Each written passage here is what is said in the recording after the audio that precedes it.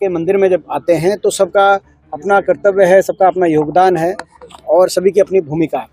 और इस अवसर पर जितना जो हमारी जिम्मेदारी लगी, जो हमारा जो कर्तव्य बनता था, वो हमने अपनी तरफ से पूरी को प्रयास किया। मैंने अपनी तरफ से बतौर सांसद, और साथ में जो केंद्र के मंत्री हमारे जयंत जी आए और उनके समक्ष जो हमने बात रखी, और उन्होंने जो इतना बड़ा स्किल सेंटर यहाँ पर जिसमें करोड़ों का निवेश की बात उन्होंने कही है जो यहाँ पे होगा, और जिस तरह से उसको देश में 2 ही स्किल सेंटर, बढ़ौत उत्तर प्रदेश में जो उनका लोकसभा क्षेत्र पड़ता है बढ़ौत, और दूसरा उन्होंने रोहतक के लिए, यहाँ के लिए जो दिया है, तो उसके लिए हम उनका धन्यवाद करते हैं।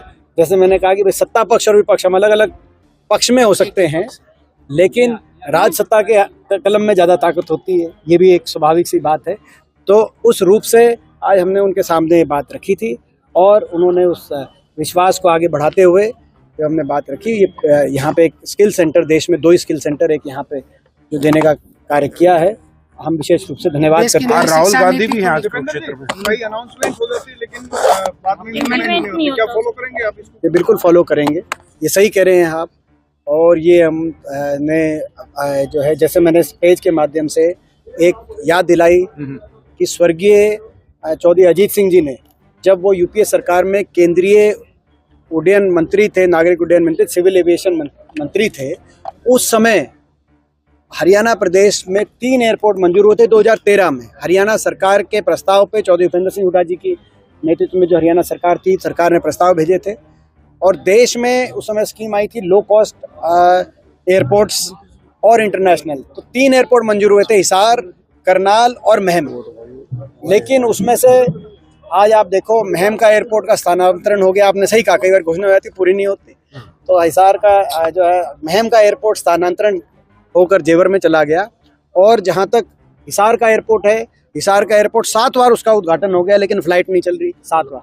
और इसी प्रकार से जो हमारा जो है करनाल वाले एयरपोर्ट का भी कुछ अता पता नहीं। तो ये एक अच्छा आपने उदाहरण दिया, लेकिन हमें विश्वास है कि जो आज जो कहा गया है, पूरा विश्वास है। और स्वयं हमें जैन जी पे भी ये, क्योंकि जो है स्वयं शिक्षा के क्षेत्र के लेकर उनकी गहरी रुचि रहती है, मैं उनको व्यक्तिगत जानता हूं, हमें पूरा विश्वास है पूरा हो। राहुल गांधी आज कुरुक्षेत्र में थे, क्या संगठन में जिस तरह जिला अध्यक्षों की मीटिंग? आज जिला अध्यक्षों के ट्रेनिंग का कार्यक्रम है। सुबह अवसर मिला राहुल गांधी जी का स्वागत करने का और सुबह उनसे बातचीत करने का अवसर मिला।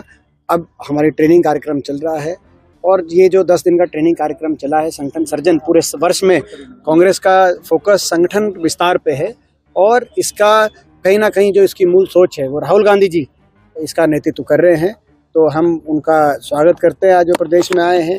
और सही बात है, कांग्रेस को संगठन के रूप में मजबूती के कदम बढ़ाने की आवश्यकता देश में रही थी और उसी को सोच को आगे राहुल गांधी जी ने। क्या बीजेपी को घेरने के भी टिप्स दिए गए हैं? देखिए, इसमें हम अपनी जिम्मेदारी निभा रहे हैं। प्रजातंत्र में किसी की कोई जिम्मेदारी है, किसी की कोई जिम्मेदारी। सत्ता पक्ष अपनी जिम्मेदारी निभाए, विपक्ष हम अपनी जिम्मेदारी, लोगों की, हम विपक्ष की जिम्मेदारी हम निभा रहे हैं। और यही मैं समझता हूँ कि हमारे जो जिला अध्यक्ष है उनकी ड्यूटी, जिम्मेदारी और जो भी ट्रेनिंग है उसका उद्देश्य यही है कि लोगों की आवाज़ उठाएं, हर वर्ग की आवाज़ उठाएं। कल को कोई पत्रकारों के साथ कोई हदों पे अगर रक्षा की बात आए तो विपक्ष खड़ा हो, तो हर वर्ग, जिसमें पत्रकार भी शामिल है। देखिए, मैं बताना चाहता हूँ, राष्ट्रीय शिक्षा नीति 2020 में ये प्रावधान किया गया है और एक तरह से मैंडेट दिया गया है, जिम्मेदारी दी गई कि अब शिक्षा और कौशल को अलग निगाह से आप नहीं देख सकते। यानी कौशल विकास के कार्यक्रम जो शिक्षण संस्थानों में है उनको बढ़ावा मिलना ही चाहिए। यूजीसी ने एम्बेडेड अप्रेंटिसशिप डिग्री प्रोग्राम को लॉन्च किया है और उसी कोशिश के अंतर्गत शिक्षण संस्थानों में कौशल विकास की लैब्स बने, नवीनकारों से नौजवानों को जोड़ा जाए और वो जो अपना एकेडमिक कार्यक्रम कर रहे हैं उसके साथ साथ कौशल विकास के लिए भी उनको मौका मिले। तो इसलिए, क्योंकि इस संस्था का अपना इतिहास है, चौधरी छोटूराम जी की स्मृति में एक विशेष आयोजन आज हुआ। सभी संभ्रांत लोग, बुद्धिजीवी यहाँ क्षेत्र के उपस्थित थे। दीपेंद्र जी मेरे साथ खड़े हैं, जनप्रतिनिधि यहाँ आए हुए थे। इस संस्था की तरफ से एक मांग आई थी जिसकी मैंने जांच करवाई। एनएसडीसी की विशेष टीम आई, उन्होंने देखा कि यहाँ इंजीनियरिंग कॉलेज है, यहाँ पॉलिटेक्निक है, यहाँ स्कूल है। यानी प्राथमिक शिक्षा से लेकर टेक्निकल एजुकेशन और बल्कि पीएचडी के छात्र भी यहाँ जो है संस्था पैदा कर रही है। तो रिसर्च और अनुसंधान की भी संभावना इस क्षेत्र में है। तो हमने फिर सोचा एक बड़ा विशेष प्लान इसके लिए बनाया गया संस्था के लिए। वर्ल्ड स्किल कंपटीशन होता है, आपको याद है कि 2024 में लियोन जो है फ्रांस में आयोजित हुआ था, जहां भारत की टीम ने बेहतर प्रदर्शन किया, 13वां स्थान हमने हासिल किया था। अभी चाइनीज ताइपे में आयोजन हुआ वर्ल्ड स्किल एशिया का, जहां हरियाणा के 2 प्रतिनिधि भारत की तरफ से गए थे और उनको विजय भी मिली है, सिल्वर मेडल मिला हरियाणा की एक बच्ची को। तो एक तो मैं हरियाणा के उस सामर्थ्य को मानता हूँ, पूरा देश मानता है। Haryana can become the skill capital for India as India becomes the skill capital for the world, और इसलिए ज़रूरत है कि हम यहाँ निवेश करें। तो इसलिए वर्ल्ड स्किल कंपटीशन की तैयारी के लिए वर्ल्ड स्किल रिसोर्स लैब की संस्थाएं बनेंगी पूरे देश में। पूरे देश में 5 जगह ये निर्माण होगा। उसमें उत्तर भारत को कैटर करने के लिए एक बड़ौत में जो नवीन लैब बनाई जाएंगी अलग अलग ट्रेड्स के हिसाब से, और एक यहाँ रोहतक में इसी संस्थान में इन्होंने जगह देखी है। लगभग 12,000 स्क्वायर फुट का जो लैंड और बिल्डिंग ऑलरेडी उपलब्ध है, वो NSGC की टीम ने आके देखा और उन्होंने यहाँ संस्था की तरफ से जो हमारे प्रधान जी हैं उन्होंने बताया और पूरा विश्वास दिया है कि आगे भी उसे संचालित करने में इस संस्था की तरफ से पूरा सहयोग और मदद मिलेगी। अच्छा, तो ये घोषणा आज मैंने की। लैब में जो है डिग्री के साथ ट्रेनिंग या कोई अलग कोशिश यही होगी कि जो स्किल कोर्स होगा उसका एकेडमिक क्रेडिट भी मिल जाए और वो इंटीग्रेटेड प्रोग्राम के तहत ही उसको हम विकसित करें। लेकिन अभी फिलहाल जो वर्ल्ड स्किल कंपटीशन में जो सहभागी हैं, जो भाग लेते हैं, जो ट्रेनी हैं, पूरे देश के लोग आते हैं, उनकी ट्रेनिंग फैसिलिटी के तौर पे इसको हम विकसित करेंगे। जो ग्लोबल इवेंट है उसमें ग्लोबल ट्रेनर्स होते हैं, इंडस्ट्री के लोग होते हैं, तो उसके लिए एक परमानेंट लैब फैसिलिटी है उसका निर्माण होगा। यहाँ के बच्चों के लिए जो पढ़ रहे हैं मौजूदा कार्यक्रमों में उसके लिए भी वो लाभ ले सकते हैं, बाहर के बच्चे भी उसका लाभ लें। AI पावर की आपने बात की, लेकिन आज इंडिया को बोला है कि सेकंड टायर AI पावर है इंडिया। आपको पता है कि फरवरी में जो है global AI summit India host करने जा रहा है।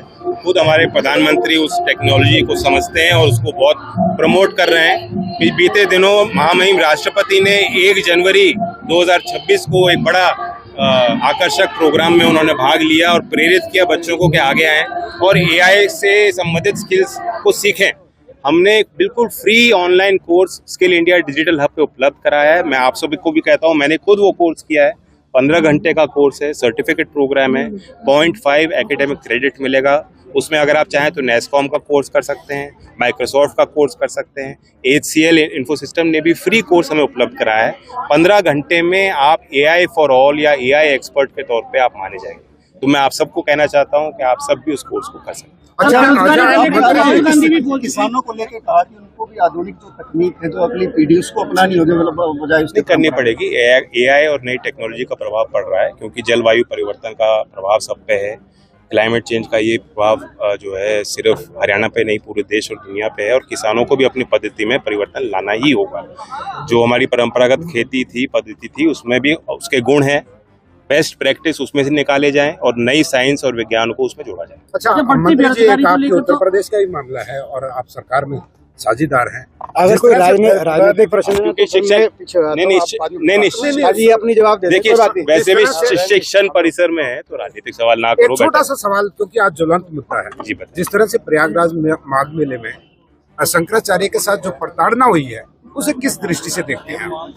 नहीं, देखिए, क्या मौके में क्या चीजें हुई उसकी सच्चाई तो क्योंकि सरकार का अपना एक पक्ष है और अधिकारियों की तरफ से उसका स्पष्टीकरण हुआ है, तो we have no other information but to rely on that. क्या धर्मचार्य के लिए इस चीजें शोभा देती है? किसी भी नागरिक के अपने अधिकार होते हैं, उसका हनन नहीं होना चाहिए, तो मैं मानता हूँ। लेकिन जो सरकार कह रही है तो उसे भी हमें मानना चाहिए। आप निंदा करते हैं? नहीं, सरकार का जो पक्ष है वो रख चुके हैं।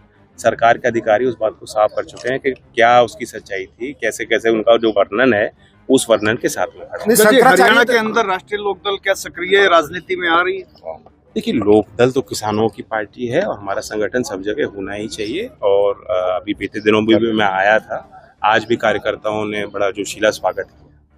नहीं, लेकिन अब एक पदाधिकारी थे आपके जो हरियाणा के 2-3 दिन पहले शायद उन्होंने सबने इस्तीफा दे दिया। उनकी नहीं, नाराजगी ऐसी को उन्होंने जाहिर नहीं की। मैं नहीं समझ सकता, ये चीजें होती रहती हैं। दल में नए लोग आते हैं, कुछ नए लोग आते हैं, कुछ लोग। तो क्या पार्टी का विस्तार होगा हरियाणा? मैं पार्टी का अध्यक्ष हूँ, मैं तो चाहूंगा कि सब जगह विस्तार हो।